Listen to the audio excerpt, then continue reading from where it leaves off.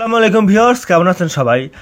আজকে কিছু আশ্চর্যজনক কথা বলবো দলিল নিয়ে, যেটা উচ্চ আদালত মানে হাইকোর্টের সিদ্ধান্ত আছে, সেগুলো আমি সহজভাবে আপনাদেরকে বলবো যে যদি দলিল রেজিস্ট্রি হয়ে যাও তারপরও বাতিল হবে, এবং দলিল সম্বন্ধে আরও অনেক বিষয়, যে কোন ক্ষেত্রে দলিল গুরুত্ব পাবে, কোন ক্ষেত্রে খতিয়ান গুরুত্ব পাবে, কোন ক্ষেত্রে জমির মালিকানা সঠিক আসবে, এগুলো সব আমরা এই ভিডিওতে আলোচনা করবো। এবং জমি জমা বিষয়ক যদি কোনো কনসালটেশন লাগে ডিসক্রিপশন বক্সের হোয়াটসঅ্যাপ নাম্বারে মেসেজ করবেন, আমরা যোগাযোগ করব।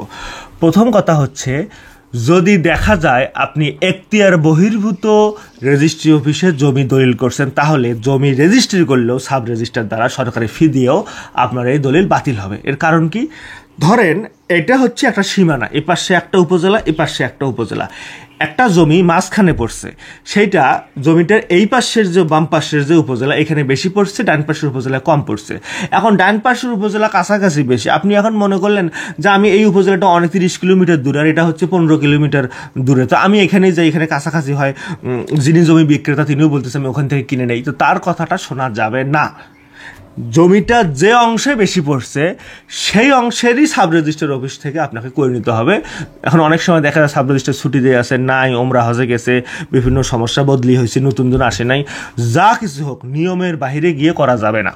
এটাই হচ্ছে এখতিয়ার বহির্ভূত। আবার দেখা যায় যে একটা জমি, অনেক ক্ষেত্রে এগুলো কিন্তু করে, আমরা জানি যে এই জমিটা এই উপজেলাতেই পড়ছে, ডান পাশ সেটাতে পড়ছে, এটাতে পড়ে নাই, কিন্তু আপনি শুধু সময় বাঁচানোর জন্য, খরচ বাঁচানো, আপনি শুনছেন যে এই অফিস সাব রেজিস্ট্রার অনেক ঘুষ, এখানে অনেক খায়, এখানে অনেক টাকা নেয়, এটা সেটা আপনি দুর্নীতির প্রতিরোধ করতে পারেন, দুর্নীতির জন্য আন্দোলন করতে পারেন, কিন্তু আপনি বাঁচার জন্য, পয়সা বাঁচার জন্য বা কোনো কারণে আপনি এখানে চলে গেলেন, এটা যেটা ওই এখতিয়ার বহির্ভূত সাব রেজিস্ট্রার, অনেকেই এটা করে ফেলে, কিন্তু এটা করা যাবে না, করলে দলিল বাতিল হবে।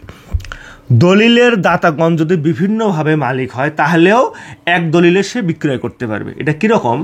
একটা জমি 50%, 10% করে 5 জন মালিক, কেউ এওয়াজ সূত্রে মালিক, এওয়াজ বদলে মালিক, কেউ হেবা সূত্রে পাইছে তার ভাইয়ের কাছ থেকে, কেউ উত্তরাধিকার সূত্রে পাইছে তার বাবার কাছ থেকে, কেউ পাওয়ার ও প্যাটর্নি মূলে পাইছে, আবার কেউ ধরেন হচ্ছে অন্যভাবে পাইছে। তো এখন কথা হলো যে এটা কিভাবে হয়? ধরেন একজন গোর দাতা ছিল, মানে হচ্ছে একজন মালিক ছিল এর আগে, তার কাছ থেকে তার যখন অন্যান্য ওয়ারিশ ছেলে পেলে মেয়ে পাইছে, কেউ কারো কাছে বিক্রি করছে, কেউ কারো কাছে এওয়াজ করছে, কেউ কারো ভাই আরেক ভাইয়ের কাছে হেবা করছে, 5 জন 5 ভাবে মালিক, কিন্তু তারা যদি এক দলিলেও দেয়, এটা বিক্রি করে দেয় বা এক দলিলে কোনো জায়গায় হচ্ছে আওয়াজ দেয়, তাহলে এটা টিকবে, কোনো সমস্যা নাই। দলিলে ভূমির পরিচিতির জন্য প্রকৃত বর্ণনা হলো দাগ, এটা একদম হাইকোর্টের সিদ্ধান্ত। মানে একটা জমি যখন দলিলে লেখা হয়, তোলা হয়, তার বিভিন্ন রকম পরিচিতি হয়, 25 বছরের একটা ইতিহাস টানা হয়, জমিটার চৌহদ্দি মাপা হয়, জমিটার খতিয়ান নাম্বার দেওয়া হয়, জমিটা কার কাছ থেকে কার কাছে সব বলা হয়, দাগ নাম্বার দেওয়া হয়। এখানে বলা আছে আপনার সব কিছু যদি ঠিক থাকে, দাগ, আইন তো আসলে ওইভাবে ব্যাখ্যা করে বলা হয় না, আমাদের কাজ হচ্ছে ব্যাখ্যা করা। আইন ডিরেক্ট একটা কথা বলে দেয়, কথার মধ্যে অনেকগুলো কিছু থাকে, আপনি বেয়ার একটা পরে কিন্তু কিছু বুঝবেন না। তো আমাদের কথা হচ্ছে এটাতে কি বলা আছে যে দাগ নম্বর প্রকৃত বর্ণনা, তার মানে কি, দাগ নম্বর যদি ভুল হয় আপনার পুরো দলিল শেষ।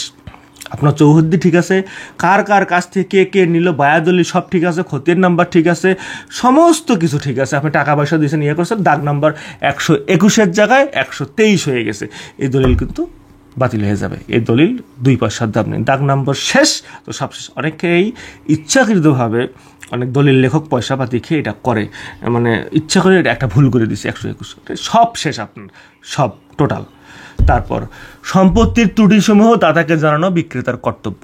কোনো সম্পত্তির যত দলিল বিষয়ক, খতিয়ান বিষয়ক বা অন্য কোনো উত্তরাধিকারী বিষয়ে কোনো সমস্যা থেকে থাকে, যা কিছু থাকবে, ওই সম্পত্তির যত ত্রুটি আছে, যেটা গ্রীষ্মকালে আবাদ হয় না বা বর্ষাকালে হয় না, বা এটা 1 ফসলি বা এটা 2 ফসলি, যে কোনো কিছু হোক, এটা ঘর হতে পারে, বাড়ি হতে পারে, এটা আপনার হচ্ছে ব্যবসা হতে পারে, এটা আপনার কোনো আবাদি জমি হতে পারে, যাই হোক, এর ত্রুটিসমূহ যা আছে বিক্রেতার উচিত ক্রেতাকে জানানো। সে যদি না জানিয়ে আপনার কাছে বিক্রি করে, দলিল হওয়ার পরপরই আপনি যদি মামলা করেন, আপনি এটার জন্য ক্ষতিপূরণ পাবেন। তারপর এমনকি সরকার, কোর্ট আদেশও দিতে পারে টাকা ফেরত দেওয়ার জন্য, জরিমানা সহ। শুধুমাত্র দলিল রেজিস্ট্রি দ্বারা সত্য হস্তান্তরিত হয় না, অন্যান্য আনুপাতিক দ্বারা নির্ভরশীল। মানে আপনি যদি মনে করেন আমি কারো কাছ থেকে দলিল করে নিলাম, এটা মনে করার কোনো কারণ নেই যে আপনি মালিক, সাব রেজিস্ট্রার অফিসে করে নেন আর যতগুলো ফিস, সব ই ফিস, এন ফিস, সব ফিস দিয়ে দেন, কোনো কাজ হবে না, ট্যাক্স ফিস সব দিয়ে দেন। কারণ অন্যান্য আনুপাতিকের মধ্যে কি নির্ভর করে, যে আপনি দলিল করে নিয়েছেন এক ভাইয়ের কাছ থেকে, কিন্তু তার আরও অন্যান্য ভাই ওই জমির ওয়ারিশ, তারা দেশে নাই। আপনি জমি দলিল করে নিয়েছেন এক বোনের কাছ থেকে, কিন্তু তার আরও অন্য জায়গায় তার ভাই আছে, তার এক ভাই মারা গেছে, তার ভাইয়ের ছেলে মেয়েরা আছে, তাদেরকে বাদ দিয়ে ওয়ারিশ সার্টিফিকেট একটা ভুয়া বানিয়ে আপনাকে বিক্রি করলো। তো আপনার কাজ হবে ওয়ারিশ সার্টিফিকেট আসল কিনা চেক করা। জমি কেনা এত সহজ না। এই যে উকিলের ফি 5,000 10,000 টাকা বাঁচানোর জন্য মানুষ নিজের মানে একজন বুঝে একজন দালাল জমির দলিল দেখাইলো, যাই জমি দেখাইলো, সে এখন সেই দালালের কথায় বিশ্বাস করে। বেশিরভাগ সময় দালালগুলো হয় নিজের পরিবারের বা পরিচিতজনের মধ্যে। আমার নানা হয়, আমার খালু হয়, আমার চাচা হয়। খালু চাচা ফুফায় আপনাকে ধ্বংস করার জন্য অস্থির আছে। তারা এটাই বেশিরভাগ ক্ষতি হয় মানুষের আপনজন দ্বারা। দূরের লোকের এত ক্ষমতা নেই আপনার এত ক্ষতি করার। সুতরাং আপনার কাজ হচ্ছে কোনো জমি কোনো জায়গায় দেখলে এটা অবশ্যই উকিলের কাছে পরামর্শ নেওয়া, কাগজপত্র দেখা। আমরাও দেখে থাকি, ডিসক্রিপশন বক্সের হোয়াটসঅ্যাপ নাম্বার মেসেজ করলে আমরা দেখে দেওয়ার ট্রাই করব। তো এটা হচ্ছে আপনার কাজ। তারপর রেজিস্ট্রিকৃত কবলা খতিয়ানের চেয়ে অধিক কার্যকারী। যদি কোনো জমি, এটা হচ্ছে দুইজন দাবি করতেছে একই জমির, কেউ খতিয়ান মূল্যে দাবি করতেছে, কেউ রেজিস্ট্রি মূল্যে দলিল মূল্যে দাবি করতেছে, সেক্ষেত্রে কে পাবে? এখানে অনেক ক্ষেত্রে দেখা যায় যে খতিয়ান মূল্যে মালিক হয়ে যায় একজন, আর রেজিস্ট্রি মূল্যে মালিক হয়ে যায় একজন। উচ্চ আদালতে খতিয়ান কে করে? খতিয়ান করেছে ভূমি মন্ত্রণালয়।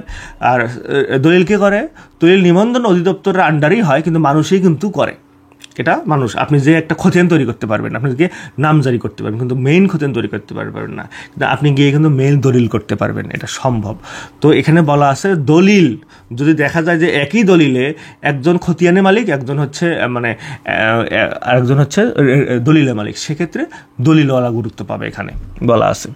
তারপর দলিলের পরিমাণের সাথে খতিয়ানের উল্লেখিত জমির পরিমাণের বিরোধ দেখা দিলে বাস্তবে পরিমাণ বশত যেটা হবে সেটাই। যদি দেখা যায় দলিলে একটা জমির পরিমাণ উল্লেখ করা আছে 10%, আবার রেকর্ডে ওই জমিটার পরিমাণ উল্লেখ করা আছে 8%, তাহলে কোনটা হবে? আমি কোনটা বিক্রি করছি, আমার কাছ থেকে কোনটা যাবে? আমি ধরেন দলিল অনুযায়ী 10% বিক্রি করছি, কিন্তু বাস্তবে আপনার হচ্ছে খতিয়ান আছে 8%। এখন বাস্তবে মেপে দেখা গেল জমিটা 8% আছে, তাহলে 8% টিকবে। বাস্তবে জমি দেখা গেল 9%, তাহলে 9% টিকবে। বাস্তবে পরিমাণ কত দেখা গেল 10%, 10% টিকবে, খতিয়ানে কম থাকলেও টিকবে। কিন্তু দলিলে দেওয়া আছে 10%, এটা মনে করার কারণে যে 11% টিকবে। বাস্তবে পরিমাণ করে দেখা গেলো 11% আছে। তার আপনার কথা যে আপনি যে বললেন যে পরিমাপ করে যা দেখা যাবে সেটাই হবে, কিন্তু কখনোই এটা দলিলকে এক্সিড করবে না। দলিল সর্বক্ষেত্রেই সর্বক্ষমতার অধিকারী মালিকানার ব্যাপারে। কোনো দলিলে অবান্তর কোনো বিষয় অন্তর্ভুক্ত করলে সেই আপনার দলিলটা অকার্যকর হয়ে যাবে। আপনি অবান্তর কোনো সম্পত্তি, একটা জমি একজনের কাছ থেকে আপনি কিনে নিচ্ছেন বা একটা পুকুর কিনে নিচ্ছেন, তার সাথে সাথে আপনি আরও একটা অবান্তর জিনিস ঢুকাই ফেললেন, যেটা তার না, ওই লোকের, অন্য একটা লোকের সম্পত্তি ঢুকাই ফেললেন পাশের। সে কোনোভাবেই ওটার ওয়ারিশ, সে তার দূর সম্পর্কের চাচার, সে ফুল ওয়ারিশ না। আপনি ইচ্ছাকৃতভাবে চালাকি করে মনে করলেন যে দলিলটা করিয়ে নিচ্ছি, টাকা তো আমি ওই জমির দিয়েছি, একটু বেশি করে নেই, বা ওকে আমি সামান্য কিছু টাকা দিয়ে ওটাও তুলে নেই। এই অবান্তর কোনো জিনিস আপনি ঢুকিয়ে ফেললেন, এটা হাইকোর্ট থেকে বলে দেওয়া আছে, এত বেশি চালাক হওয়া যাবে না। আপনি যখন কোনো কোর্টে যাবেন, আপনি দেখবেন যে দেওয়ানি বা ফৌজদারি যে কোনো জায়গায় যান, দেখবেন গ্রামের লোকজন বেশি। বাংলাদেশের যে কোনো জেলায় আপনি যান, ভদ্রলোক, শিক্ষিত লোক, ধনী লোক কোর্টের বারান্দায় কম। বেশিরভাগ লোকই মধ্যবিত্ত এবং হচ্ছে নিম্ন মধ্যবিত্ত। আর কারণ কি? কারণ এদের জ্ঞান কম, সচেতনতা কম, এরা মানুষ দ্বারা ইনফ্লুয়েন্স হয়। এবং খুবই দুঃখজনক একটা কথা হচ্ছে, আমার মনে হয় এদের চাহিদা বা লোভ যাকে বলে সেটাও বেশি। এটা আসলে করা যাবে না। যতটুকু এখতিয়ার তার মধ্যে থাকতে হবে। এত লোক কেন, এত মধ্যবিত্ত, এত গরিব লোক কেন কোর্টে? তো ধনী লোকের সম্পত্তি তো পরিমাণ বেশি, গরিব লোকের সম্পত্তি, মধ্যবিত্ত সম্পত্তির পরিমাণ কম, তাহলে ধনী লোকের সম্পত্তির পরিমাণ বেশি একজনের প্রত্যেকে। তো তাদের তো বেশি বেশি যাওয়ার কথা কোর্টে, তারা কেন যায় না? তারা স্যাক্রিফাইস করে, তারা বুঝে কোনটা কিনবো না কিনবো, কোথায় ইনভেস্ট করবো, কীভাবে উকিল দ্বারা বাছাই করে নেবো, সব কিছু বুঝে। আর যারা নিম্ন মধ্যবিত্ত তাদের সচেতনতা জ্ঞান কম, তার সাথে সাথে টানাটানির পরিমাণ বেশি। এতটুকু ছাড় দেবো না ভাইকে, এতটুকু ছাড় দেবো না বোনকে, ঝামেলাটা এখানেই লাগে, কেউ কাউকে ছাড় দিতে চায় না। তারপর ভূমির দখলকারীর খতিয়ান বাড়তি জমির জন্য খাজনা পরিশোধ করতে হবে।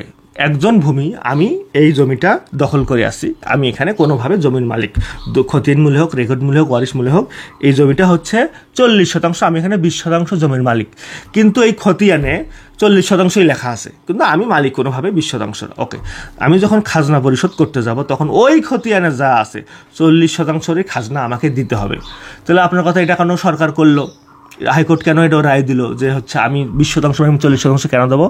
তখন আপনার কাজ হবে নামজারি করে না, আপনি আপনার নামে নামজারি 20% করে নেবেন, তখন আপনার জন্য নতুন একটি খতিয়ান সৃষ্টি হলো, তখন আপনার পার্সোনাল হোল্ডিং নাম্বার থাকবে, আপনি তখন ওটা দিয়ে 20%রই খাজনা দিতে পারবেন। কিন্তু নামজারি যদি না করেন, খতিয়ানে 40 থাকলেই 40-এরই আপনাকে খাজনা দিতে হবে।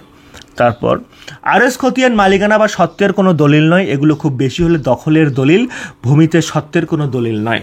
আরএস খতিয়ান এটা সম্বন্ধে স্পেশালি বলা আছে যে এটা ভূমির মালিকানা প্রমাণের জন্য নয়, এটা নিয়ে কেউ জমির মালিকানা দাবি করবে না। তার মানে এই না যে আরএস খতিয়ান নাই মানে আপনি মালিক না, ব্যাপারটা এমন না। দলিলও ঠিক আছে, আরএস খতিয়ানও ঠিক আছে, আপনার সত্ত্ব ঠিক আছে, বা উত্তরাধিকার মূল্যে আপনি আরএস খতিয়ান মূল্যে মালিক, সেটাও ঠিক আছে। কিন্তু যদি কোনো জায়গায় বিরোধ দেখা দেয়, আপনি মনে করেন যে আমার নামে আরএস খতিয়ান আছে, আমি মালিক, এটা টোটালি ভুল ধারণা, এটা আপনি মালিক হতে পারবেন না, এটা দিয়ে সত্ত্ব প্রমাণ করা যাবে না। দেওয়ানি কোর্ট এই আরএস খতিয়ানকে সত্ত্বের কোনো প্রমাণ হিসেবে দিবে না, হাইকোর্ট এটা বলে দিয়েছে। সবাই ভালো থাকবেন। জমি জমা বিষয়ে কোনো কনসালটেশন লাগলে ডিসক্রিপশন বক্সের হোয়াটসঅ্যাপ নম্বরে মেসেজ করবেন। Tata, bye bye.